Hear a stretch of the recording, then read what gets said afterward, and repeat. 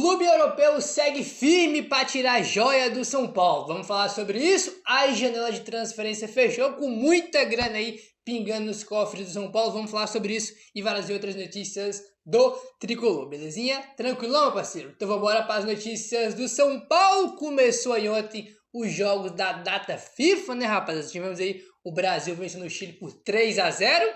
Inclusive o Tapia, né, que é jogador do São Paulo, entrou na segunda etapa aí ontem, né? Entrou um pouquinho ali para participar do jogo. E o Paraguai, seleção do Bobadilha, se classificou para a Copa do Mundo de 2026.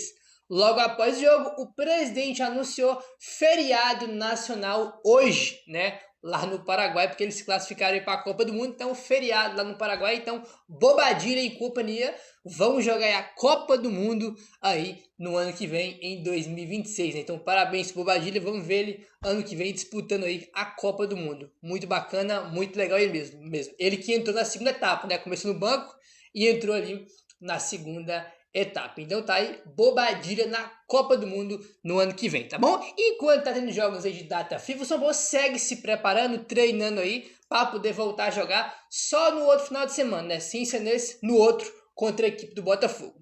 O São Paulo teve mais um dia de treino durante a pausa para a data FIFA, visando o confronto contra o Botafogo no próximo dia 14 de setembro. O Emiliano Rigoni, que chegou no Brasil nesta quinta-feira, passou por exames médicos no Hospital Albert Einstein durante a tarde e passará a integrar os treinos com o restante do grupo a partir de sexta-feira. Tá? Então ontem ele chegou em São Paulo, fez exames no Hospital Albert Einstein, tá? E a partir de hoje, sexta-feira, o Rigoni começa a treinar junto com o elenco do São Paulo, tá bom? A sessão de treino dos jogadores foi na manhã desta quinta-feira e começou com um trabalho na academia para aprimorar a força e a agilidade dos atletas.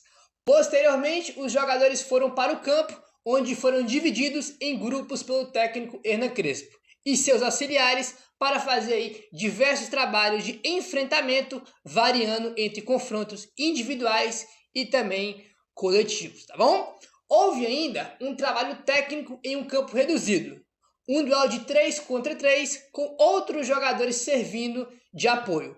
Todas as atividades desta quinta-feira contaram com a presença de jogadores das categorias de base, tá? Então foram as atividades, tá, que o Crespo fez com os jogadores nesta quinta-feira. Agora vamos falar sobre alguns jogadores em específico.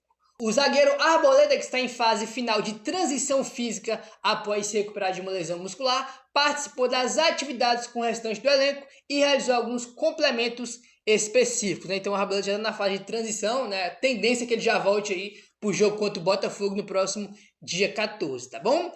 Os volantes Marcos Antônio e Hugo, o meia Oscar e o atacante Caleri seguiram a programação dos últimos dias, com atividades internas intercaladas com corrida no campo e sob a supervisão dos fisioterapeutas. O meia atacante Lucas Moura e o atacante André Silva seguiram em processo de recuperação no Refis. Né? Então, a situação dos jogadores são essas. Né? O Marcos Antônio, Hugo, Oscar e Caleri estão fazendo trabalho ali na parte interna e também alguns trabalhos com a fisioterapia no campo, tá? Enquanto o Lucas e o André Silva faz trabalho só no Refis, né? Esses dois aí vai demorar um pouco mais para voltar, a gente não tem ideia de quando o Lucas vai voltar e o André Silva talvez seja o caso mais sério aí, né? Que ele vai voltar no ano que vem, senão a gente não conta mais com o André Silva, só em 2026 que a gente vai voltar a ver o André Silva em campo, né? Então, essas aí são as situações dos jogadores, tá bom? Seguinte, rapaziada, vamos avançando aqui agora e o negócio é o seguinte, meu parceiro. Bora falar aí sobre o Henrique Carmo, tá? Sobre o Henrique Carmo e por que ele recebeu proposta aí para deixar o São Paulo, tinha proposta do PSV, depois teve proposta do CSK, né? E o CSK aí ainda insiste em levar o Henrique Carmo, né? A proposta que teve, segundo o Eduardo Afonso da ESPN, foi de 3,5 milhões de dólares, né? Que dá aí 19 milhões e alguns quebrados. Tipo assim, não chega nem a 20 milhões de reais, dia de pinga, né? Uma proposta ridícula.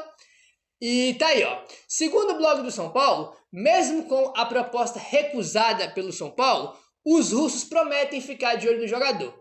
A expectativa é de novas propostas em breve, tá? Além do CSK, o PSV também foi outro time que recentemente fez proposta para levar o jogador, né? E também teve proposta recusada pelo São Paulo, tá? Então o CSK aí tá de olho ainda, né? E pode ser que a gente tenha em breve novas propostas do CSK da Rússia para levar o nosso cria Henrique Carmo, que cada jogo que entra tá entrando bem, ganha destaque com personalidade. Então eu tô gostando muito do que tá vendo do garoto, né? E, pô, tem proposta para ele desde o fim do ano passado e esse ano também várias propostas aí que foram recusadas pelo São Paulo para ele poder ficar aí no tricolor, né? Uma coisa que chama a atenção que é importante é o seguinte, vocês vão lembrar que ontem eu comentei com vocês sobre aquela questão do relatório, né, que um grupo de conselheiros do São Paulo fez um relatório, né, ali, né, um relatório ali sobre as finanças do São Paulo, que eles previam que o São Paulo ia terminar o ano de novo, de 2025, com déficit, né? Aí todo mundo ficou puto com aquilo que não sei o quê. Aí depois, o Júlio Casares, que é o presidente do São Paulo, né, ele conversou com a Priscila Ciorães, da TNT Sports. Ele esclareceu nessa questão de que pode ter um déficit no final do ano.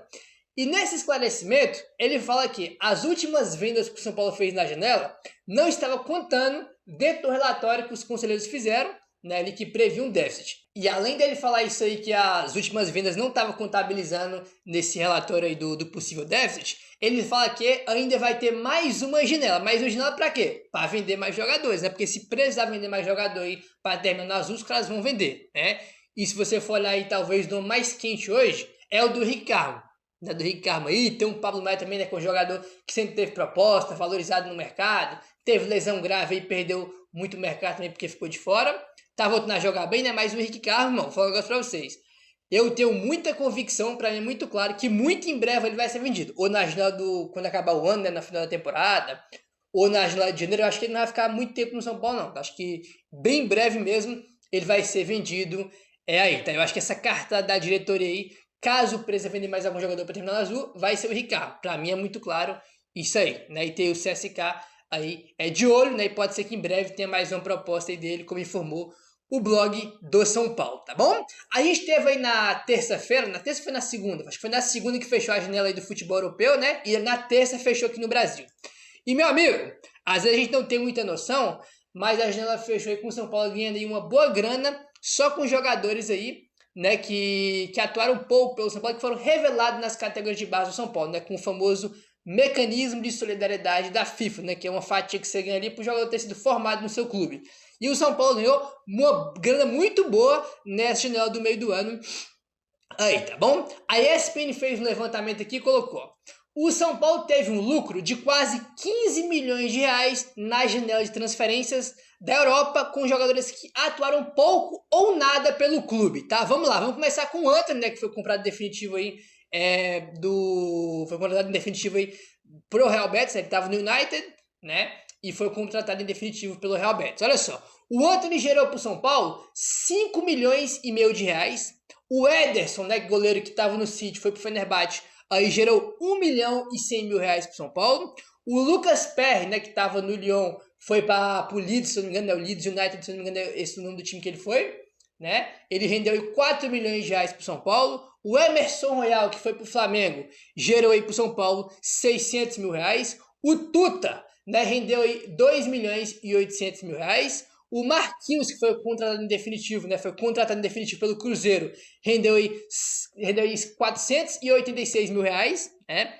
E se você for juntar tudo aí, o São Paulo ganhou aí 14 milhões e 400 mil reais, né? Juntando todos esses jogadores que eu falei, né? Todos aí passaram pela base do São Paulo. E o São Paulo tem direito aí a uma porcentagem pelo mecanismo de solidariedade, tá? Então, o São Paulo ganhou 14 milhões e 400 mil reais aí, com esse tanto de jogador aí mudando de clube, né? Antony, Ederson, Perry, Emerson Royal, Tuta e o Marquinhos, tá? 6 jogadores aí renderam 14 milhões. Essa é importante, você revelar muito jogador e ter bastante jogador, né, da sua base espalhado aí pelo mundo, né, cara? Porque os caras só de trocar de clube na Europa não tem nada a ver mais com o seu time, você já tem direito ali a um pedacinho da grana, né? Então, tipo assim, 14 milhas aí, não ter feito nada, né? Só para os jogadores ter se movimentado de um clube pro outro, né? Então, muito importante a gente ter aí, né, cara, muitos jogadores na Europa que já passaram pela base do clube, né? Isso é bastante importante aí, tá bom? Segundo o Alexander Vieira, o Crespo ligou para o Rigoni antes da negociação com o São Paulo e recebeu o aval do técnico. O Rigoni ficou muito feliz com o contato e afirmou que faria de tudo para poder voltar ao São Paulo. O atacante criou um grande sentimento pelo clube, qual ainda acompanha e assiste alguns jogos. O Caleri mantém contato frequente com o camisa 77, que também tem boa relação com a diretoria.